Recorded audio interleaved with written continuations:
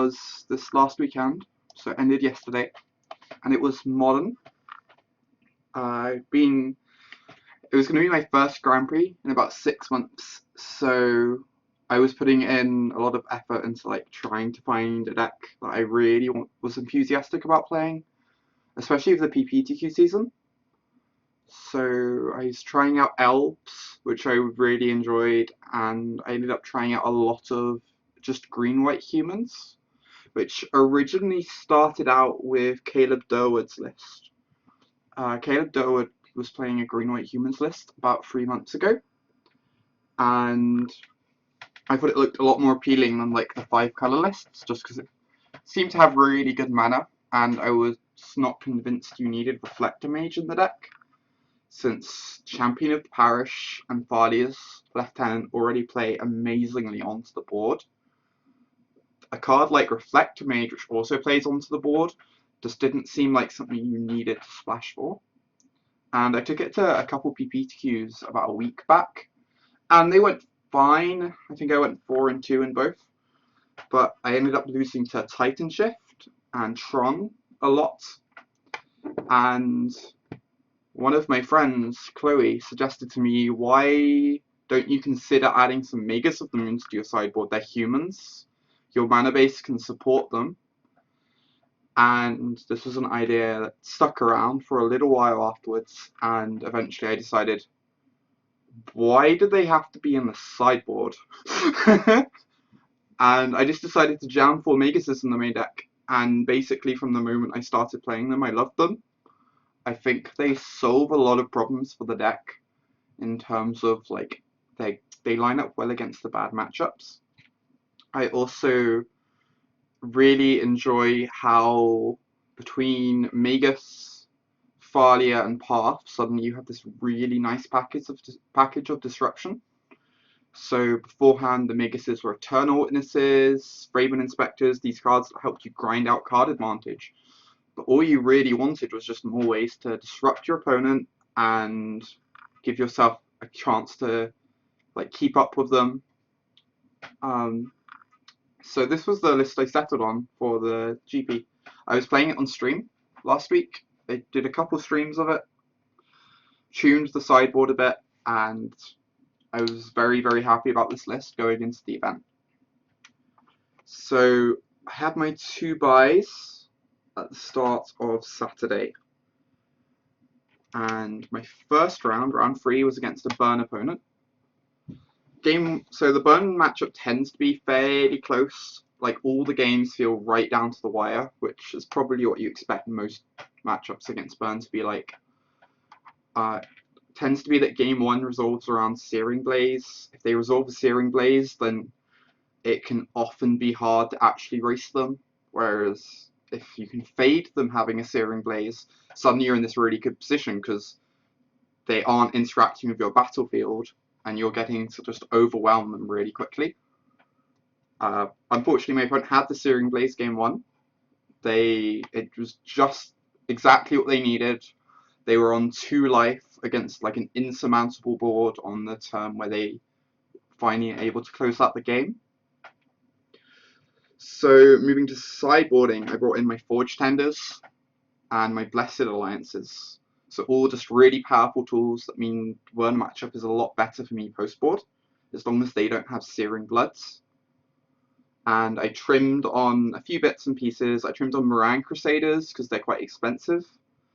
I trimmed on some Mana Dorks because I'm bringing in Forge Tenders, which are more 1-drops. You just don't need the Mana Dorks. I also trimmed a Horizon Canopy for the same reason.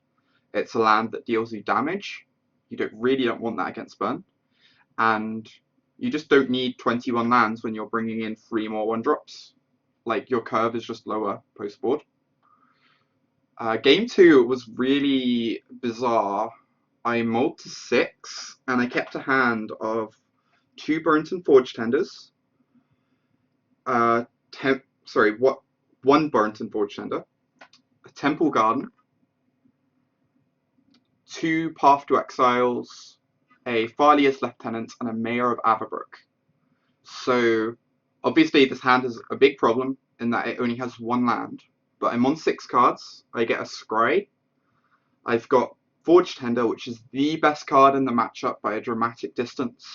I've got some paths for early interaction, and the rest of my hand is 2-drops. So if I hit that second land, I'm in an amazing position. So I play my Forge Tender on 1.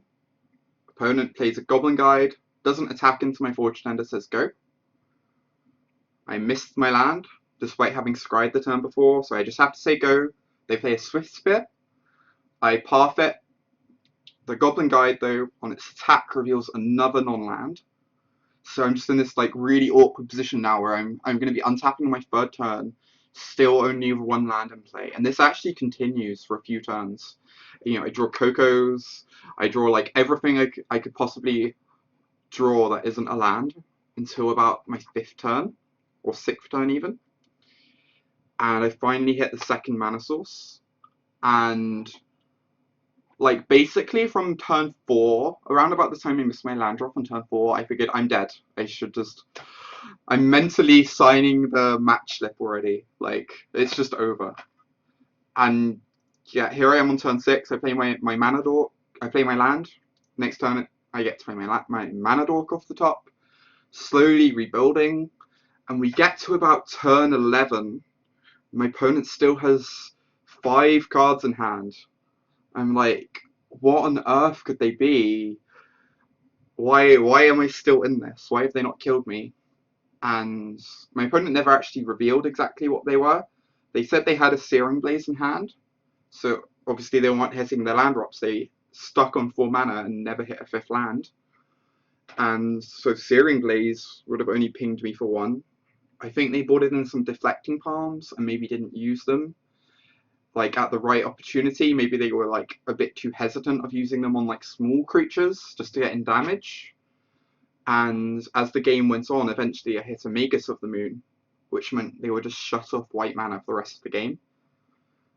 So yeah, it was a really bizarre game, and I still can't believe I won it with my burn opponent having, you know, 5 cards in hand at the end of the game on turn 12. It just doesn't. Things went my way, like, as much as they possibly could if you ignore my lack of land. We went to game 3. Game 3 was just much, much better than game 2. I hit my 2 Forge Tenders. I had a really fast clock, and they were never really in it, which was a huge relief after quite how painful game 2 was. So we win the match 2-1. I'm relieved. Like, when you lose your first game of your first match of the tournament, and then the second game you move to 6 and you keep a 1-lander and you don't get there on lands, you're just thinking to yourself, this isn't my tournament. I'm just going to lose a bunch. You kind of sigh, you accept that's going to how it's going to be, and then you end up winning the match somehow. It's a really weird feeling. Anyway, we go to round 4. My opponent leads on Urza's Tower, and I'm very happy about this because of my Magus of the Moons in the deck now. I think any matchup that opens with Urza's Tower is actually going to be decent for me. Even better, it turned out they were on Eldrazi Tron, and game 1 wasn't remotely close. You know, I had my early champion, I had my lieutenant. My board just got so big that, like, so fast that all their Eldrazi just looked tiny in comparison. And then I hit the Magus of the Moon, and that was basically the nail in the coffin.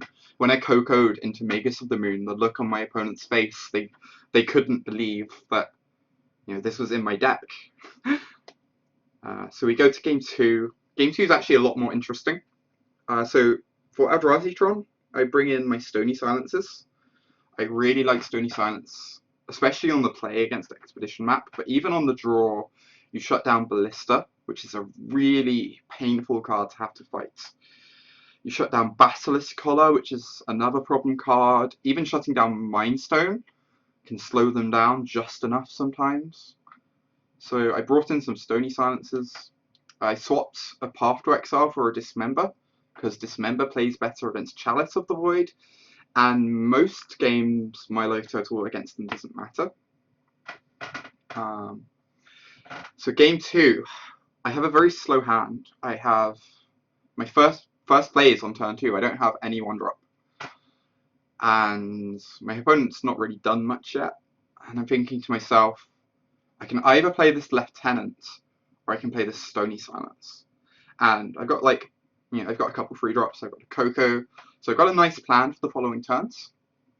And I'm really torn about which of these to play though. So I like the idea of playing Lieutenant to the board because just getting a body on board, building it up for some early aggression. Also, if my opponent gets off to like an aggressive start next turn, I want to actually have a board present. On the other hand, Stony Silence, if I can play this now, it means when they untap on their 3rd turn, they can't go play a map, play a land, crack the map, set up Tron. They can't play a Walking Ballista for value. You know, if I play my Lieutenant and pass the turn and they play a Walking Ballista and shoot down my Lieutenant, it's just so bad for me because the Stony Silence could have countered that and made it worthless. So I decide, even though my hand's a bit slow and I kind of want a body on board, I'm going to go with the Stony Silence. It's going to buy me a bunch of card advantage, hopefully, and a bunch of just annoy my opponent just enough. And then they untap, they go Reshaper, I play a Moran Crusader, next turn they play a Reality Smasher. As it happens, they go turn 4 Smasher, turn 5 Smasher, and my board's not set up to deal with this yet, and I'm taking so much damage. And they get me down to 2 life of these Reality Smashers, and I've got like a fairly meager board by this point of a Moran Crusader and a couple Hierarchs. And they've got 2 Reality Smashers that I have no removal for. I'm just not set up to deal with this on 2 life. So I untap, I cast a Coco, and I end up hitting a 2nd Moran Crusader and a Thalia's Lieutenant. And when it goes to or a Champion, rather, and it goes to my opponent's turn, and they're sitting there with their 2 Smashers and their Reshaper. I think my opponent was actually a fairly competent player. He seemed to play well most of the match, and he apparently goes to a lot of GPs around Europe. And I was really hoping he'd mess up on this attack though, because he was tanking about whether to attack or not into my board. So the board is, on his side he has the Reshaper, he has 2 Reality Smashers. On my side, I have an untapped Noble Hierarch, a tapped Noble Hierarch, so that's not relevant for this combat, 2 3/3 Moran Crusaders, a 1/1 Lieutenant, and a Champion of the Parish that's a 4/4, and I'm on 2. So any damage sneaks through, he gets to kill me. And he's tanking about this attack because he figures, if I block any Reality Smasher with a Moran Crusader, sure, the Smasher dies in combat, but the Smasher's also going to trample over the Crusader for 2 damage and kill me. And he tanks for a minute and a half and calls a judge and asks a question about trample and combat. And finally, he goes to attack with everything, and I'm so relieved about this. Because as long as he doesn't have a removal spell, this is my chance to just get dramatically ahead on board from a position where I was basically unable to attack him and fairly far behind on board. So I double block 1 Smasher with my 2 Crusaders, my 2 3/3 Crusaders. I double block the other with the 4/4 Champion and the Lieutenant. And I chump the Reshaper with my untapped Noble Hierarch. And I think my opponent was really surprised by these blocks because he just missed that the 2 Crusaders would just eat a Smasher in combat. And that was basically the game. From that point, his board was just gone, apart from a Reshaper, and I'm left with my tapped Hierarch and 2 Crusaders, just like a 2-turn clock. And I think if he played that a bit more defensively, if he held back the Smashers, he puts me in a bad position where I can't really attack him very easily, because I need to be holding back my creatures to block him, because I'm on 2 life. And maybe he could have bought himself a fair few turns to find an All Is Dust, or a Khan, or another Eldrazi to end the game, or just a removal spell to mess up my blocks. But he went for the attack, and it worked out perfectly for me. So I ended up beating Eldrazi-tron. So at this point, we are 4-0.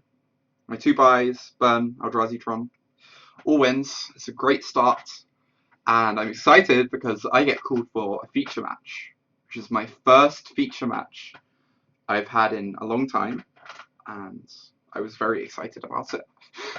And I really recommend you go back and watch this. I think, like, as far as I think it's the best feature match I've had in terms of like the games and what goes on in them. It was a lot of fun. So also I can read your comments in chat, by the way. I'll respond at the end of this report, just because I kind of want to like maybe upload this to YouTube. But so the feature match was awesome. It was against Simon Nielsen, who was on Titan Shift. He would eventually go on to top 8 the tournament. So, you know, great player, great deck. And game 1, I can't remember who was on the play, but game 1, I end up building up a decent board. I get down like, you know, some mana dorks and Crusader that can start pounding in. And I have a Thalia for a good chunk of the game, which is slowing my opponent down. But I don't have a red source. I have Forest, Plains, and an Avacyn's Pilgrim, I think. I just don't have the red source to cast this Magus of the Moon that's in my hand. My opponent hits his sick land drop, slams Primeval Titan finds a Valakut, finds a mountain, bolts down my Moran Crusader. Suddenly I'm in serious trouble, because if my opponent untaps with this Primeval Titan, the game's over. He's going to get to attack, mow down my entire board. Like, I've already lost a Moran Crusader to it. So I'm in serious trouble here. I need to draw one of my 15 or so red sources. And I look at the top card of the deck. It's a Windswept Heath. Immediately fetch Sacred Foundry, play Magus. And Simon is like shocked because I've shown no red mana to him so far. He just assumed I was green-white. He joked earlier in the match, are you just green-white and not Bant or 5-color? And so obviously I'm ecstatic. I've got the Magus down. As long as my opponent doesn't draw Bolt and doesn't draw Sweltering Suns, I've got time. I've got another Moran Crusader in hand. I can start building up to get past the prime time. As long as they don't draw a removal spell. And they've already drawn a Bolt. They probably only have 1 or maybe 2 sweepers in their deck. I'm in a solid position now. He untaps. I think he plays a Sakura Tribe Elder and passes the turn. And of course he's just not able to do very much under this Magus. I get to untap and play. So this is really interesting. Chat, I looked back over the VOD of the feature match. Because I love doing that when I'm in a feature match. Just like see what people's comments are. Maybe there's some good feedback. And people really criticized that I could have played a second Magus, or I could play a Moran Crusader. And I decided on this turn to play the Moran Crusader instead of playing a second Magus.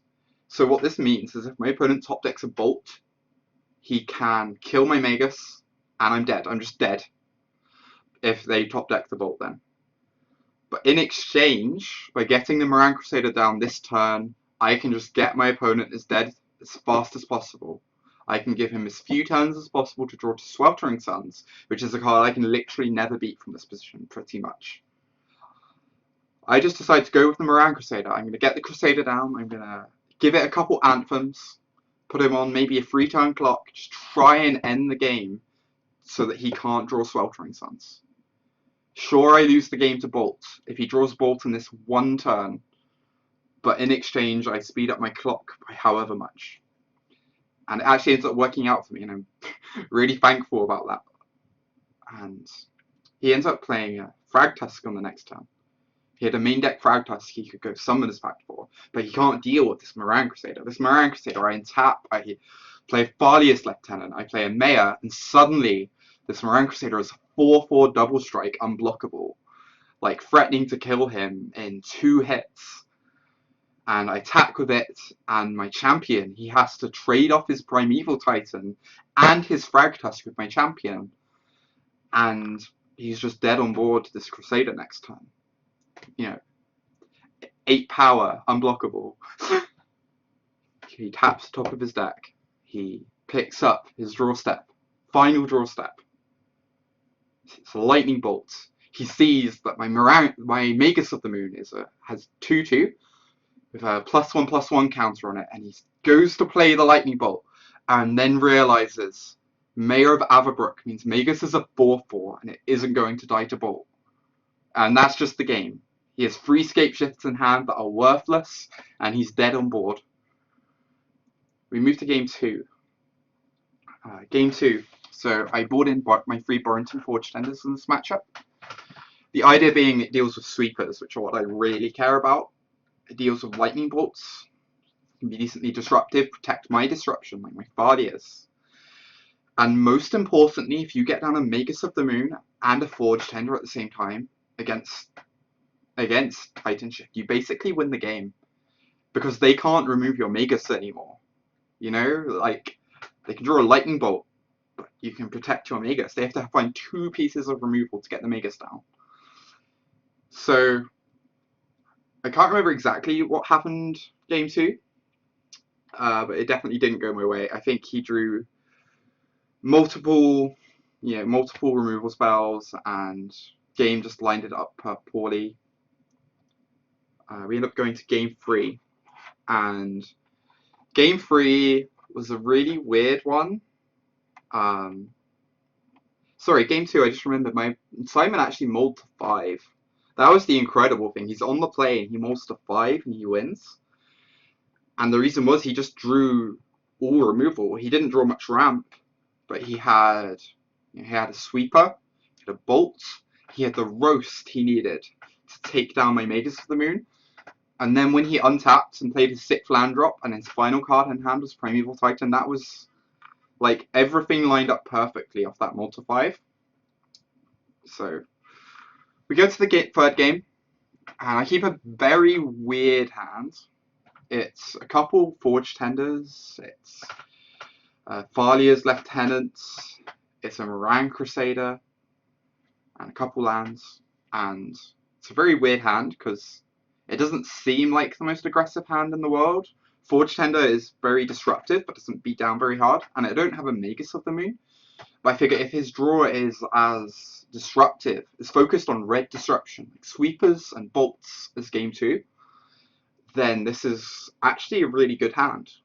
I've got my 2 Forge Tenders. Sweepers do anything. And sure, the bodies are a bit smaller than I'd like, but they're still something. They're still going to apply a decent amount of pressure. And as it happens, that's basically how this game goes. My first Forge Tender ends up protecting my turn 3 Crusader from Spite Bellows Evoke. And then my second Forge Tender protects my board from Sweltering Suns. And that's it. There's just nothing more to the game. These Forge Tenders just countered every point of interaction that Simon could muster in this game. And like that, I win my feature match, and I'm at 5-0 with Naya Humans, which I'm just ecstatic about. I wasn't sure if this is the deck I should be taking to the Grand Prix. I was a bit worried. Obviously, it's not like a tier deck or well known. It's just something I've been working on, but I'm 5-0. I go to my 6th round, and it's not a feature match this time, and it's against Affinity. I think it was a fairly unremarkable match. I don't remember much about it, if I'm honest. I think game 1 I end up racing him because I draw 2 paths. Game 2, his hand lines up well against my hate. And game 3, I end up landing a turn 2 Stony Silence against my opponent's board of, Signal Pest, Ornithopter Memnite, Springleaf Drum, Darksteel Citadel, Mox Opal. Suddenly they have no mana. They untap, they play a second Darksteel Citadel, they just still have no mana. and they're just hard locked out of the game by the Stony Silence. Like, the game is single-handedly won by Stony Silence. And my opponent was a good sport about it. He said, you know, I'm playing Affinity. I deserve this. This is going to happen sometimes. So I'm 6-0 now. And I face, in my 7th round, I end up facing George Channing, who's a player I actually know fairly well. He's part of Axion now, which is kind of the major English team of, you know, competitive players trying to get better and win GPs and all that. They're like the biggest one. They're the biggest team in England. And George Channing, someone who's been on the team for a long time, and he's a pretty good player. I respect him as a player. And we sit down. He knows my exact deck list. He knows I'm on Naya Humans. I know he's on Grixis Shadow. And he sighs. He says, you know, we should probably just sign the match slip now. You're just going to win this. Because he knows I have 4 Crusaders and 4 Maguses. He's really downhearted about it. Unfortunately, he does not end up signing the match slip in my favour as things go. Game 1, I keep a fairly anemic hand. It's a couple Mana Dorks, a Magus of the Moon, a few lands. The problem is I know he's on Shadow. I know any other matchup I would mulligan this because it's just not got enough going on. But against Grixis Shadow, against the deck with 6 or 7 discard spells, mulliganing is just so much more painful. Especially because if they do have the discard spell to interact with you, what does your 6 look like when they take your best card? What are you really mulliganing towards if they do have the discard spell? And so I accept I'm going to have to keep this slightly awkward hand of just, a couple Mana Dorks and a Magus. And he ends up having the turn 1 Inquisition to take my Magus. I'm on the play. If he didn't have that Inquisition, I untap, I play Magus. Maybe that's even just the game. But he has the Inquisition to take it. And as the game goes on, I just draw lands, I draw Mana Dorks, I draw creatures he can easily remove. And my Haymakers, my collected companies, I don't draw any. My Magus of the Moons, I see no more. I draw 1 Moran Crusader. And when I cast the Moran Crusader, I'm like, finally I have something going here. Finally, maybe I can pressure you. And he has his main deck Lightning Bolt. The one answer he needs to take it down, he has it. And the game's so strange. He plays no Death Shadows. He plays no Tassigers, no Gurmag Anglers. He just plays removal and interaction and Snapcaster Mages, and he jokes on about turn 12. I'm just playing Grixis Control, which he obviously isn't. He's cycled Street Wraiths, and he's not enough of a maniac to take Grixis Control to a Grand Prix, but he just grinds me out with these Snapcasters. And my draws are just very non-compliant. I've built my deck to top deck well against Grixis Shadow, and that's not what happened. Game 2. Game 2 goes a bit better. So I've actually finally settled on a sideboard plan against Grixis Shadow, which I really like. I bring in 1 Rest in Peace. I don't like bringing in both, because if you draw both, it's quite awkward, and it's not like it's an amazing card against them. It's just good.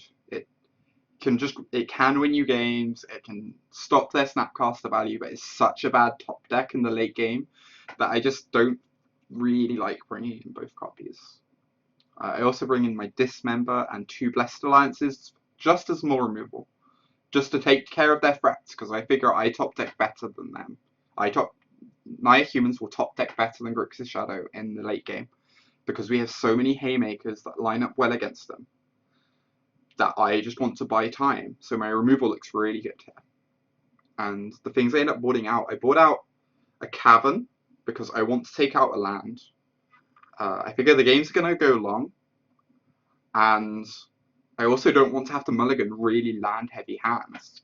So I like trimming a land in the matchup, and I think Cavern is the worst land because we like how Horizon Canopy cycles in the late game here, and we need the red mana of Sacred Foundry. I also trimmed 2 Mana Dorks. I trimmed 2 Avacyn's Pilgrims, Again, I just want to be drawing into less, excuse me, less mana in the late game, just so I top deck better.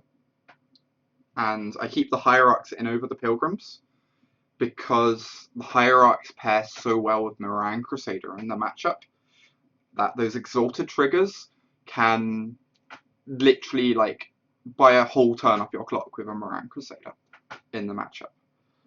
And finally, I believe I brought out a single Mayor of Averbrook because it's just very easy to kill. It's a very frail body, and we're very rarely going wide enough that the pump is relevant. So I just like taking out one of the frailest bodies. It lines up poorly against Lilliana. If they have a Staticaster, it lines up poorly against that card.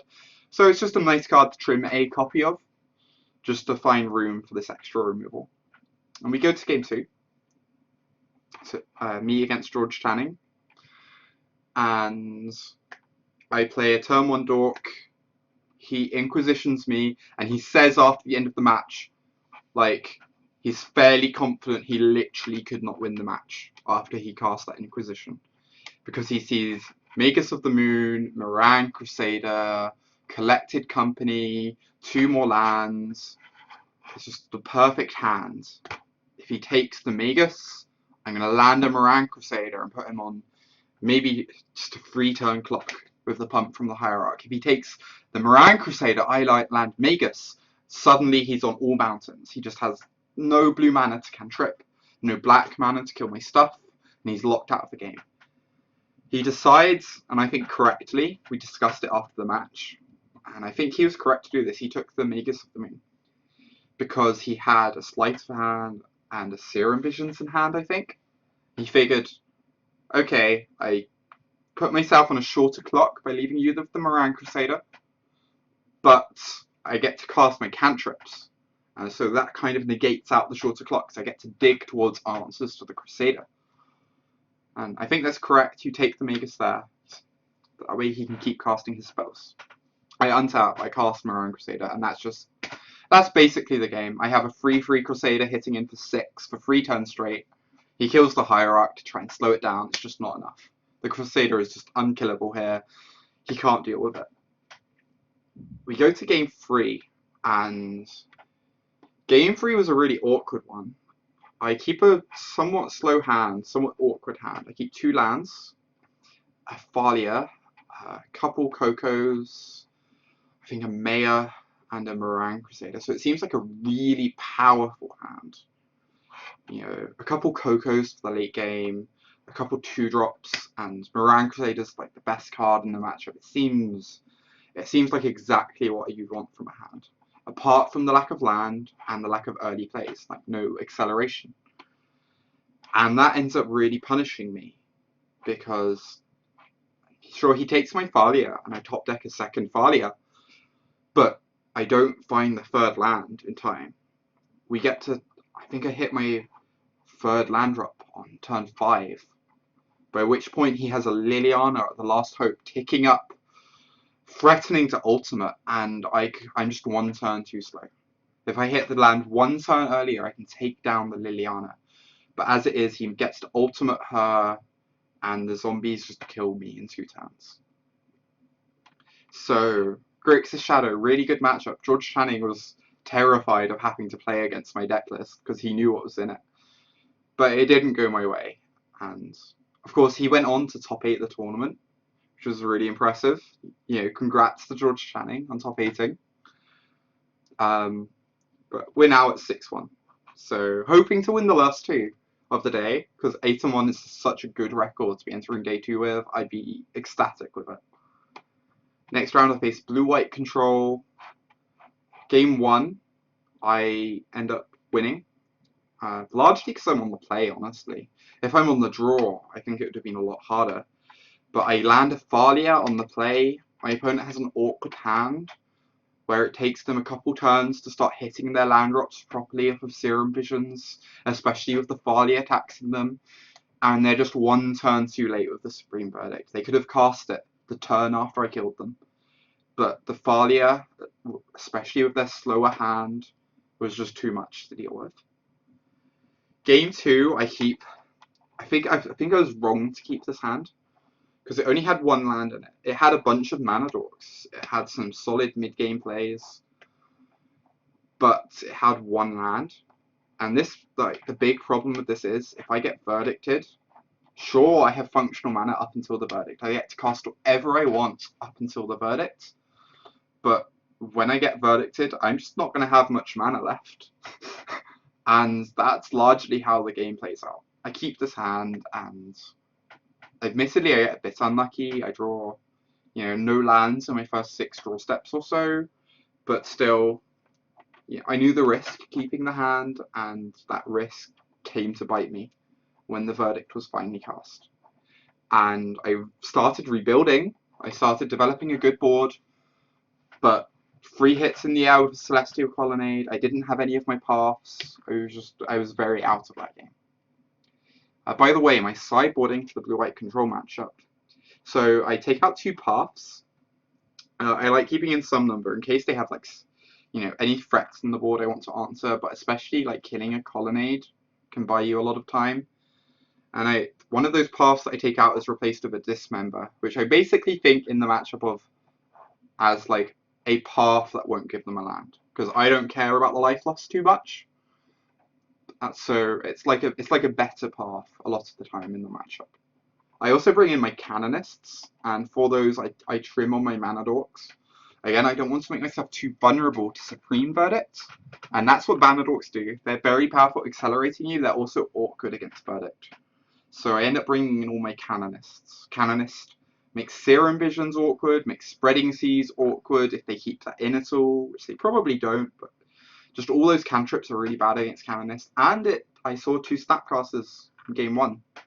So cutting off their Snapcasting spells, that's a really powerful disruptive ability to have tacked on to what's otherwise a good card. 2 mana 2/2 I play in my deck happily. Game 3 largely comes down to Magus of the Moon.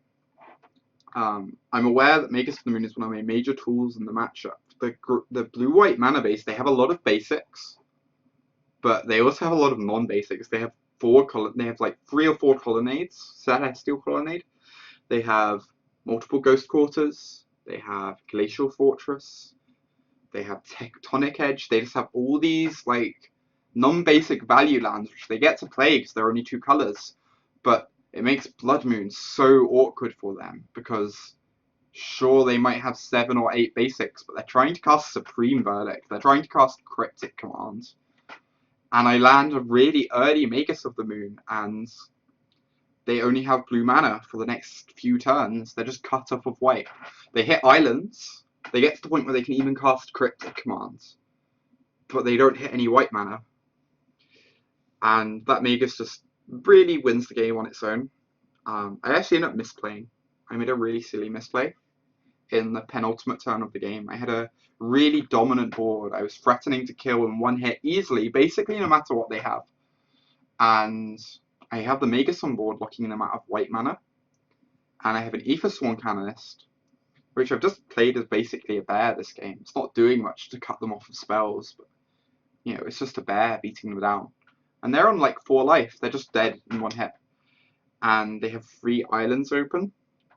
And I make a very silly play because I play my Noble Hierarch pre-combat, and then I move to combat, and they go Cryptic, tap your team, bounce your Magus of the Moon. And I feel so silly because there's no need to play the Hierarch to pump my champion. My champion's already killing at 1 hit. There's just no need adding to the board. But waiting, being patient, would have meant that when they go to tap my team and bounce my Magus of the Moon, I could dismember the Magus in response, countering the Cryptic, stopping them from tapping my team, and meaning because of Aethersworn Canonist cutting them off any more spells that turn, they're just dead. And unfortunately, I miss that line. It's a really easy line to miss, but it's a really silly misplay to make as well. It didn't end up costing me the game. It could have done. If my opponent had untapped and drawn a Verdict, with the Magus now off the board, it might have cost me the game, most likely. But I was very lucky that the tiny but actually really important misplay didn't wasn't too critical in the end. So 7-1 with Naya Humans at GP Birmingham, and I'm ecstatic. You know, this is the dream. Taking a brew to a GP and being 7-1. I end up final match is against Dredge, and it's actually not the easiest matchup in the world. Conflagrate is a big problem pre-board. Dark Blast is a complete and utter nightmare post-board. Luckily, the Magus of the Moons have made the matchup better for me because I can lock them off of Dark Blast, but it's still not a good matchup. And I get very fortunate throughout the matchup. I think game 1, my opponent morphs to 6. I'm on the play. If I was on the draw, I probably lose. And they keep an awkward 6. They don't get dredging very quickly. They conflagrate away my massive champion of the parish and my 2 noble hierarchs. But I just rebuild really quickly. And their draw's just too awkward. They just don't have enough dredging to get underneath, like, you know, my lieutenants. Just hacking away at their Lotus. We go to boarding. I bought in my 3 Forge Tenders because of Conflagrate. Conflagrate is the most important card in the matchup. So boarding in Forge Tender can help counter that. I bought in my Rest in Pieces for obvious reasons. You know, Dredge. I think I take out like a couple Mayors because they're really bad against Dark Blast. And I trim on like some of the X ones the same reason. I think I take out all my Thalias when I'm on the draw. I quite like Thalia on the play, that I think the tax, getting down to turn 2 Thalia and stopping them from cathartic reunioning on turn 2 is really powerful, but on the draw, Thalia is just not good. Like the difference between play and draw on that card in this matchup is dramatic. And I end up getting really lucky in this game. My opponent has a very fast start. They had the Dark Blast to kill my turn 1 Noble Hierarch, but I top decked the second land, slam Rest in Peace, announce the trigger, their graveyard's gone, and the game goes on for several more turns. Like, I can't really develop a proper board to kill them very quickly, but they're taking so long to dig to an answer to the Rest in Peace. Eventually they find an engineered explosives, but by that point it's just too late. And I get in for exactly lethal the turn after, like, they remove the Rest in Peace, start getting back in the game. And if they had even one more point of life, I think they might have won. But things just lined up very well.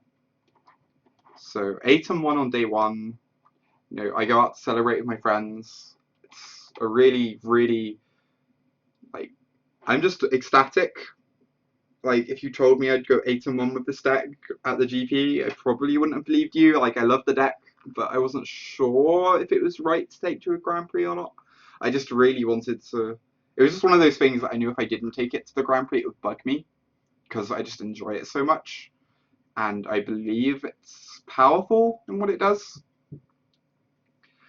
So I show up day 2, and they announced that I have another feature match, my second feature match of the weekend. I can't remember who it was against. I think his name was something like Carlos Morale.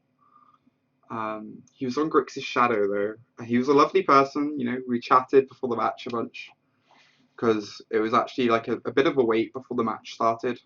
And again, like, Grixis Shadow is a really good matchup. It's the matchup I came to beat.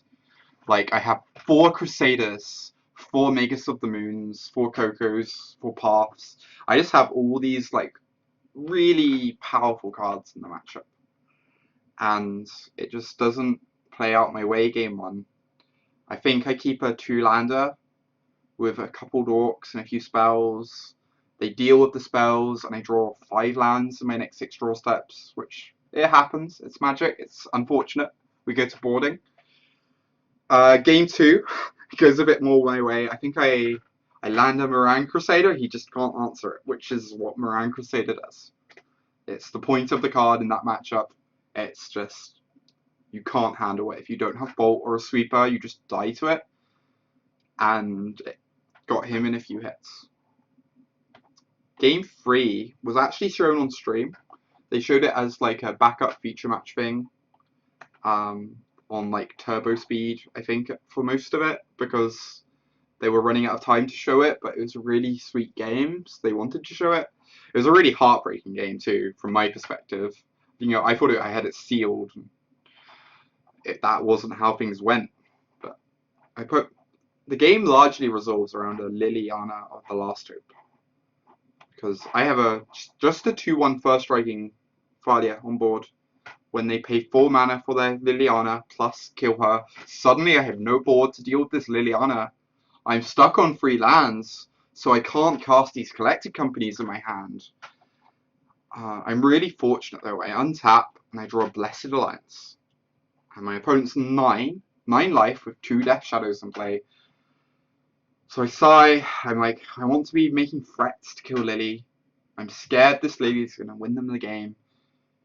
But yes, for now, I'm going to kill the Death Shadows, get a nice 2-for-1, get their life total higher so they can't play any more of these. So I Blessed Alliance them, the 2 Death Shadows die. They untap, Lily ticks up to, I believe, 5 loyalty. And they play a Snapcaster Mage on a Serum Visions or a Sleight of Hand, some cantrip.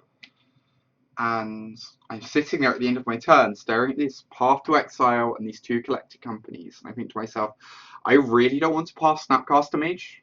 I really don't want to give them like such a efficient 2-for-1.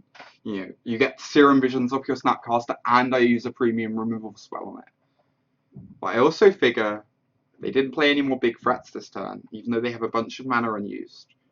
I've already dealt with 2 Death Shadows and a Tasiga. Maybe they're just not going to have another big threat for a couple of turns.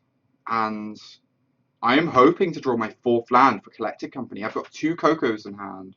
I figure the first one's probably going to get countered. But I need to run Cocos on back-to-back turns to kill this Liliana. And if I don't path the Snapcaster Mage, then it can block a Moran Crusader off a Coco. Maybe I just can't get there and kill the Lily in time. And I'm not going to have mana free to path at any point later. So I just accept I'm pathing their Snapcaster Mage. I untap, I hit my 4th land, I breathe a sigh of relief. I pass the turn, and in their upkeep, to play around them drawing Stubborn Denial, I cast... Oh no, I think I do it in the end step actually, to play around Liliana. Because of course Liliana's plus can eat a lot of creatures I can put in for Coco. On their end step, I cast Coco. I'm aware it will probably get countered. It gets countered. Stubborn Denial against my 4 lands. So that's unfortunate, but Lily's only on 6 loyalty. I still have a shot. If this next Coco resolves, if I hit a Moran Crusader off it, I can put a serious dent on Lily. Maybe that's enough. So I untap, draw a 5th land, pass the turn. They tick Lily up to 7. They play a Street Wraith, which is currently representing, I think, a 2-turn clock. So it's a really terrifying Street Wraith.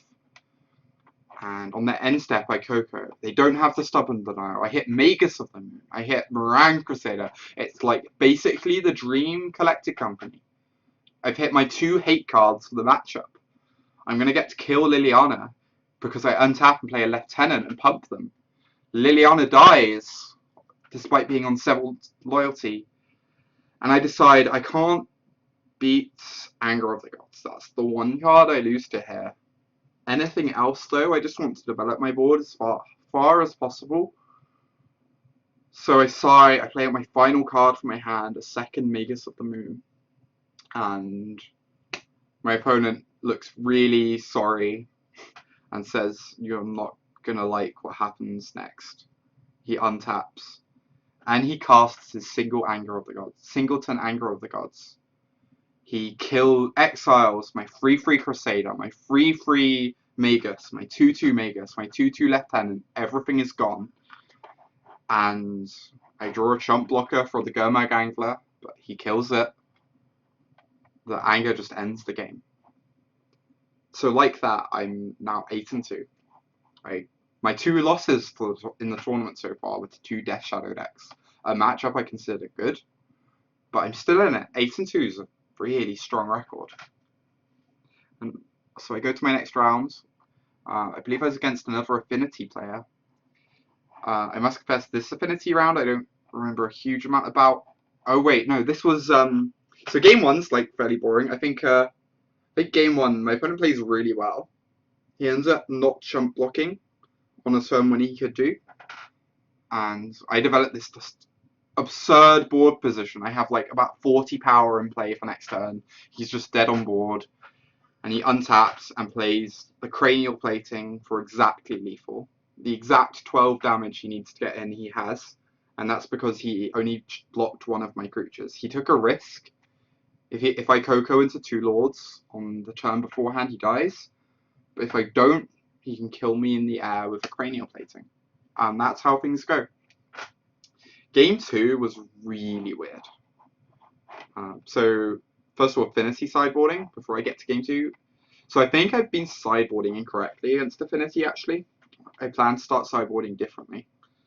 But how I have been sideboarding is I've been bringing in my two Stony Silence, obviously, my two Katakis, obviously, and just two Blessed Alliances on a Dismember, just as more removal. Like Edicts are good against Etched Champion or Arcbound Ravager. Dismember's nice against Steel Overseer, just more removal. And I've been boarding out all the Thalias. The Thalias are terrible in the matchup. On play or on draw, they're still terrible. They hurt me a lot more than my opponent, because my opponent has like just as much mana as I do, but I'm trying to play interactive instants. Like, I want to be able to hold up paths or dismembers or blessed alliances. The Thalias just hurt me too much in the matchup, especially post-board when I have a lot more non-creature spells. And I've also been taking out all four Magus of the Moons, which I'm now very skeptical of. I'm pretty sure I meant to keep in probably two. I'm probably meant to just trim, I don't know what, maybe a land and a Meringue Crusader, or a Mana Dork and a Meringue Crusader, or something. But I've been taking out all the Maguses. I think they actually have a lot of utility at shutting down the opponent's creature land, shutting down the Ink Moth and their Blink Moth. I think that's actually really valuable. But I wasn't doing that throughout the tournament. I was just taking out all my Maguses, which is probably incorrect, I think. Game 2 goes on for literally over half an hour. There is a half-hour long game between Humans and Affinity. It is the longest, most grindy game of the weekend by a huge margin. I think I land a Kataki at some point. Yeah, I keep a hand off the power of... I multi-6, I keep Noble Hierarch, Kataki, Path, Freelance. I end up flooding a bit, but I've got this Kataki beating in. My opponent can't play anything, so anything he plays, he's just going to have to sack to Kataki. So Kataki gets in from like maybe 9 damage and gets a couple of his permanents. And then he Galv Blasts Kataki. And I've just been drawing lands. I haven't been drawing other threats to end the game with. He deploys a bunch of stuff. I'm like, shit, this is bad. Untap, top deck Stony Silence. This is good. I still need to find stuff. I'm still behind on board. But Stony Silence is going to buy me a lot of time. And I've got this Path to Exile that's going to buy me a bit of time as well. So things are feeling okay. And the game just goes on and on and on. I don't draw any of my collected companies, which I think is a big part of why the game kept going. I think if I hit a collected company, the game just ends because they make so much power and toughness. But instead I'm playing a lot of Mana Dorks, and I get a lot of removal, which is great because removal against Affinity, but I'm killing 1/1s with it, you know? And he starts trying to get in with the air with Ink Moths. It gets to the point where I've started building up a board, but I'm on like 4 infect now. So every turn he's trying to leave back exactly enough blockers so that if I don't draw another removal spell, he doesn't die, and send in the rest of the Ink Moths. And you know, my infect keeps ticking up. I think I get to about 7 or 8 infect before I finally get to the point where I draw a Blessed Alliance, and my board's so like have now got 3 good-sized creatures. I'm attacking in with all my creatures every turn, and every turn his 3/3 Etched Champion will eat 1 creature, and then he'll chump block the other 2. And he's just losing creature lands and resources and getting ground down. And eventually, after all of this, after half an hour of this game, eventually the game's over. And we're at 1-1. We're entering game 3. There's 7 minutes on the clock. So we have to play fast. And I just play as fast as I humanly can. And my draw just lines up pretty well. I get a bunch of lords. I think I get an early champion. It becomes like a 7-7 very quickly. It gets to the point where everyone's having to chump block just to stay alive. And I close out the game with like maybe less than a minute on the clock. I'm like, okay, was not expecting, humans versus affinity to almost go to extra turns, but here we are. And I'm 9-2. I'm 9-2. I'm ecstatic about this. Next round, I sit down opposite. I didn't actually realize this at the time, but it was so there's a black-red Grisholbrand player in day 1 who was one of the 9-0 players. He won all 9 of his rounds, and he had a very bad day 2. He was 9-2 when I faced him, so he'd lost his first 2 rounds. And I think I lead with a mana Dork. I get down some other early creature. He ends up casting Faithless Looting off his mountain, pitching Tormenting Voice and a land, and he passes the turn. He has a Black Cleave Cliffs and a mountain, and I slam Magus of the Moon. I figure if this Magus of the Moon is currently cutting him off black mana. As it happened, he had a Manamorphose in hand, but that Manamorphose didn't draw him in to the spells he needed to go off. And he played a Bloodstain Mire. He's still just on all red mana now, once he passes this turn. And he just dies with all red mana in play. I don't know what was in his hand, but I'm assuming the Magus of the Moon was a big part of why he ended up winning that game. Just cutting him off with black mana so he can't Glorious Vengeance. We go to boarding. I bought in a fair few cards in this matchup. I bought it in Aethersworn Canonists because it means he can Glorious Vengeance me, but he can't combo. He can't go Glorious Vengeance, shoal, draw a bunch of cards, shoal, draw a bunch of cards, ritual. He can't combo up. He can only do fair Glorious Vengeance to the extent in which Glorious Vengeance is fair. He can only just go attack you with my Grizzlebrand if there's a Canonist in play, which I figure could just buy you enough time. I also end up bringing in the Rest in Pieces. Obviously, excellent cards against the card Glorious Vengeance. Exiling the graveyard. Can't bring your Grizzlebrand back anymore. And I bring in my Forge Tenders because I figure he probably has Anger of the Gods in his sideboard. Maybe he has Lightning Bolts in his main deck. I don't want him Lightning Bolting my Thalias or Lightning Bolting my Maguses if they end up working in the draw. So I have a fair few good things post-board going on. I still think the matchup's bad post-board. I still think he's a bit too fast for me to deal with. I still think I don't quite have enough disruption. But fingers are crossed, I'm up a game. And game 2, my opponent never really gets anything going. I land a few hate pieces. I end up landing a Rest in Peace quite early on, which he doesn't manage to remove. I land a Thalia, I believe, which he had to try and kill. I land an Aethersworn Canonist. So that's, if he does somehow get this Rest in Peace off the board, Lord knows how, then, hopefully I don't die on the spot. And, have a Burrington Forge Tender even. So Anger of the Gods isn't an out. Thank you for the follow, Charlotte Corday. So Anger of the Gods isn't even out.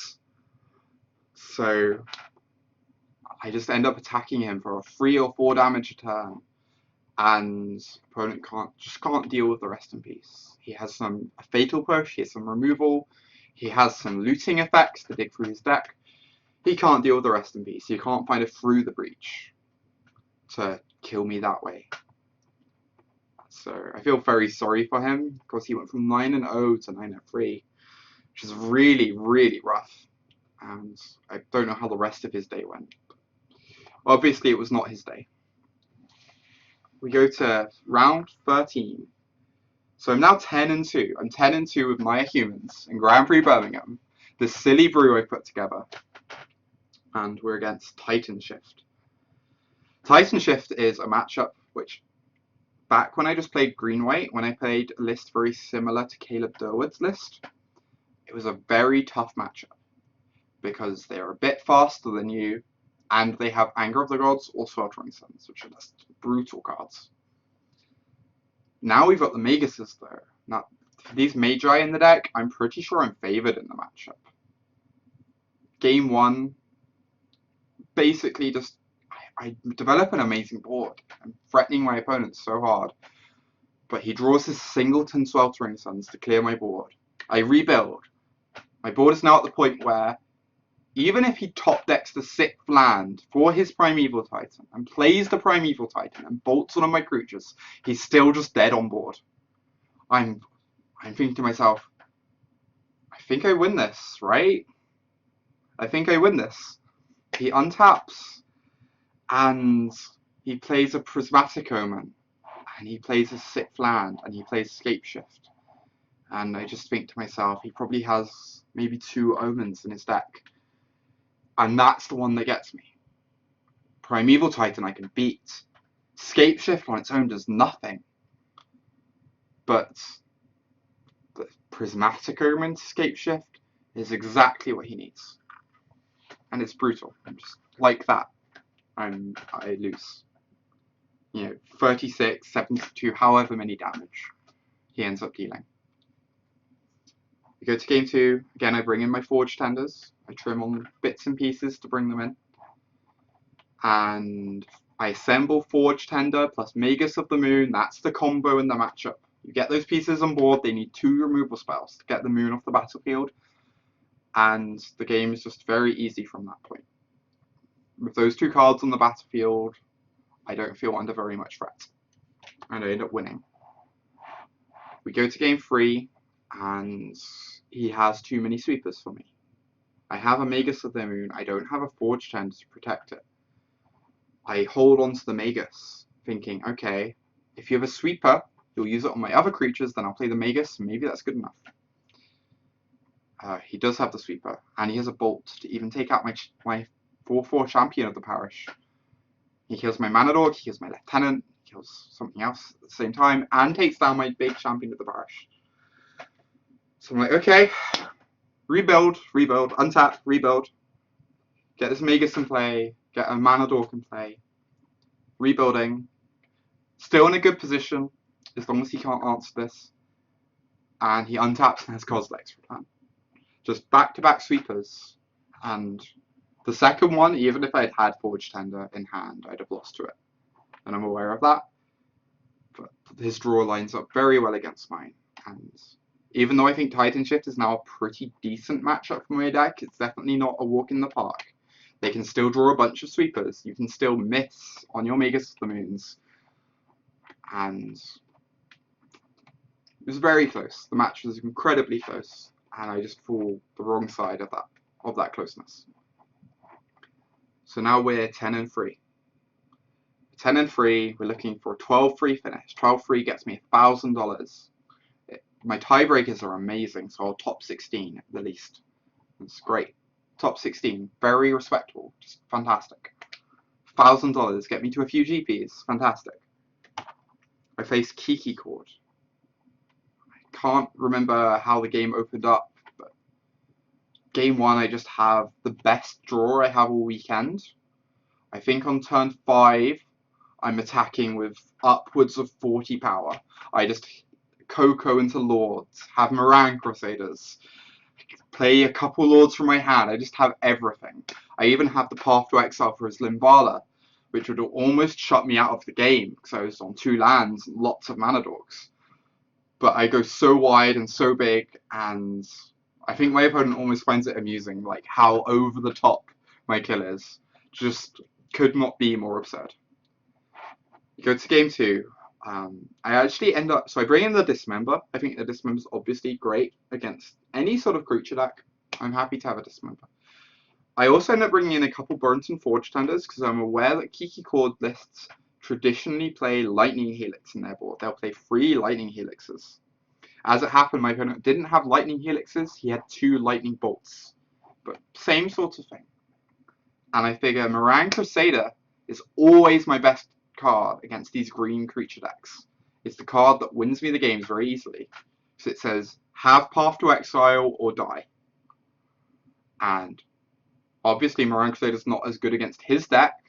He has Pier and Kieran Nala that block for a while. He has a lot more white creatures, but it's still such a strong card in the matchup that I decided to bring in a couple Forge Tenders just because maybe that's the thing that wins me the game. Having a Forge Tender to protect my Moran Crusader from one of those lightning bolts he's boarding in, maybe that's just exactly what I need at some point. And if it's not, then it's not like I'm giving up that much by boarding out like a Mana Dork and some other throwaway creature, like a Thalia. Like, I'm not giving up much by bringing in these Forge Tenders, and the upside is very real. Game 2 goes on a fairly long time. I can't remember the specifics of it. It's a fairly grindy affair. I make a couple big creatures early. He ends up having to start chumping them with his voice. He gets in some early damage on me, and I've had to shock myself for my Sacred Foundry, and I've had a Horizon Canopy since turn 1. So I'm taking a fair chunk of damage myself. And it's actually quite funny. I play a Magus of the Moon. I dismember his Birds of Paradise. I play a Magus of the Moon. He's only got a forest, and the rest of his lands are now mountains. He's got no Mana Dorks. He untaps, he draws a card, he plays the card he draws, and it's his own Magus of the Moon. We're just sitting there with Magus of the Moon staring at each other. I'm just thinking, one of us should probably not have Magus of the Moons in post-board. But here we are. My Magus of the Moons are 4/4 because of all these lords, so I'm not too upset about this. And I get in a few decent attacks. I manage to stick a Forge Tender so that I can protect myself from a top deck Lightning Bolt. I take a chump block at one point just so that my life total doesn't get too low and I don't expose myself to a Restoration Angel or anything like that. And I end up closing out the game. My opponent was awesome. He showed me his deck afterwards. He brewed it himself, like his own specific Kiki chord list. He hadn't started with anyone else's. He was just building it himself. We talked about Modern for a while. I talked about my Sahili Evolution list, which I adore, and have played on stream before, and I show it to him, and he's like, this is really cool. And yeah, he was great fun. I really enjoyed interacting with him. And now we're 11-3. We're 1 win away from $1,000. 1 win away from top 16, from 3 pro points. A great start to the season. Great start at like my run at trying to get bronze. And I sit down and I face an affinity player. I win the die roll. Winning the die roll against affinity is important. You can't really win the pre-board games when you're on the draw. They're a bit too fast. They're faster than you. They can block your creatures, whereas you can't block theirs. Also, all their creatures fly. They can chump your champion of the parish all day long and get in the air with their Bolt Scourges. Like, it's a major problem. Game 1, I don't remember a huge amount, but it's another one of these races. Another one of these races that's right down to the wire. I end up chump blocking an Arcbound Ravager 2 turns in a row with Thalias. I play a Thalia, I chump block. I play a Thalia, I chump block, just because I don't want to let my life total get too low. Because the moment my life total is too low, suddenly the Ravager can threaten to kill me by moving counters into a different creature. It's already a 3/3. Like, it doesn't take much to kill me from here. And I'm struggling on lands. He Galv Blasted my Noble Hierarch after I missed my 3rd land drop. So I'm really struggling here. But I've got a Champion of the Parish. It's a 6/6. It's beating in. He has to chump block it every turn for the rest of the game now. And I make a mistake. I don't know if it cost me the game. Maybe I would have lost anyway. It doesn't take much for him to kill me, even if I don't make this mistake. But I play a Thalia and Avacyn's Pilgrim on one of my turns. Once I hit my 3rd land drop, I pass the turn, he does his attacks again, And this time I don't chump block. My thinking is, I want this mana Dork. I want this mana Dork because I've been trapped on lands. I want to cast spells. I want this Thalia because as long as you don't draw another land, this Thalia keeps you off of going cast plating or equip plating. So it could stop you just killing me. The problem is the game only goes on one more turn. I don't need that extra mana from the elf. I end up attacking with the elf next turn. For one, it's not relevant. If I chump block with the elf, I stay on 10 life. Next turn, he ends up making a 9/9 Nexus to kill me from 7. Would have stopping that 3 damage and staying on 10 life have saved me? I don't know. Maybe he has another artifact in hand. Maybe I still don't get to kill him the turn following, so he can set up a couple good chump blocks and kill me the turn after. Who knows? Maybe I wouldn't have won anyway. But I do think it was a slight misplay of me to not chump block for the 3rd turn running. So we move to boarding. I bring in my Stonies, my Katakis, my extra removal. I take out my Thalias, my Maguses. Open up my 7. 0 lands. Mulligan. Open up my 6. 1 land. Really mediocre hand though. It just doesn't do anything. Has 2 Blessed Alliances. Like, they're fine cards in the matchup. I board them in, but they aren't good. I'm on 1 land. Sigh. Mulligan. Open up my 5. I'm resigned here. I'm pretty sure I'm just going to lose this game. The affinity matchup's always so close. Even pre-board, it gets down to a grind fest so often. Surely I'm just dead now. Surely I can't win a for 5 on the play. I open up my hand, Windswept Heath, Forest, Collected Company. It's a start, I guess. Kataki, Stony Silence. I go turn 2 Stony Silence on the play. I go turn 3 Kataki. Opponent untaps, looks at their hand, looks at the board, sees the Kataki and the Stony Silence on my side of the board, and turn 3 against my mulligan to 5, they just scoop up their cards. They're done. They just can't anymore. And we're going to game 3, and I'm amazed. I mulligan to 5. Like, so deep breath. Final game of the tournament, final game of the Grand Prix. And I keep a solid hand. It doesn't have hate. It has a hierarch though. It has a path. It has a couple good creatures. It has a couple lands. As far as hands without hate goes, it's basically what I could ask for. So I keep. Opponent makes some nonsense on turn 1, dumps half their hand. I untap, play a noble hierarch. He untaps, plays his 2nd land, and with his 2 lands and his Mox Opals, he plays Girapur Ether Grid. He taps 2 artifacts to kill my Noble Hierarch. And I don't know how I come back from this. He has so many artifacts in play already. He has a turn 2 Ether Grid shooting down my mana Dork. How do I get my creatures out of range? I untap, I draw a Stony Silence, I play it, but I know it's not good. I know the Stony Silence doesn't do anything against the Ether Grid. He untaps, plays some more artifacts, leaves them up so he can mow down any creatures I play. The game continues for about 10 more minutes, but I just can't develop a board against the Ether Grid. I go EOT Coco, have 2 lieutenants in my hand, ready to try and set up a big enough board to live through the Ether Grid.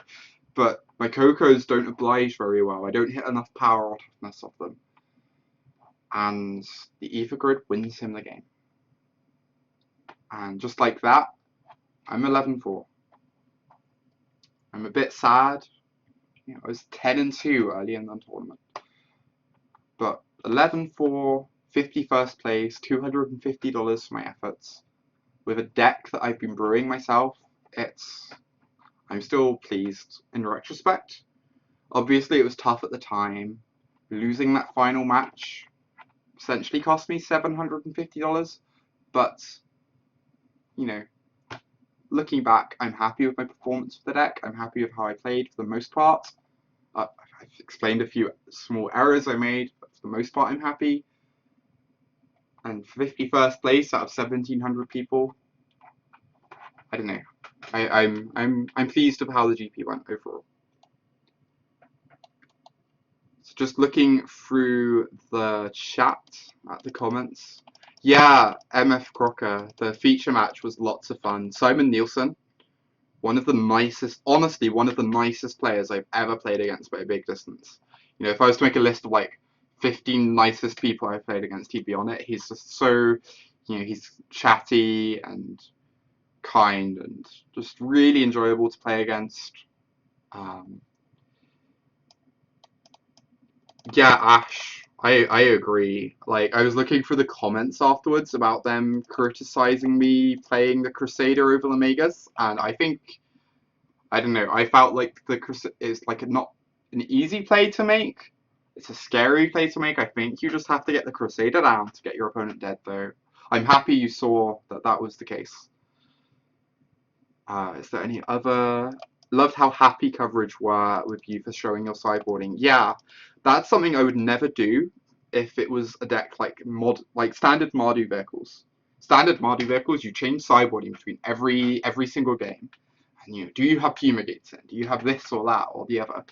So you don't really want to be showing them, oh, I'm sideboarding 6 cards. But I actually think lifting up your cards to the camera, showing sideboarding for matchups where there isn't that sort of play with sideboarding and it's just bringing in cards that are good and taking out cards that are bad. I think it's a nice thing to do for coverage. I enjoy doing it. So, I don't know. I'm surprised I don't see other players do it at all, but I'm glad. I was happy that coverage enjoyed it. And like I got some positive comments in the chat about it. Yeah, Wags, I think I might agree with you.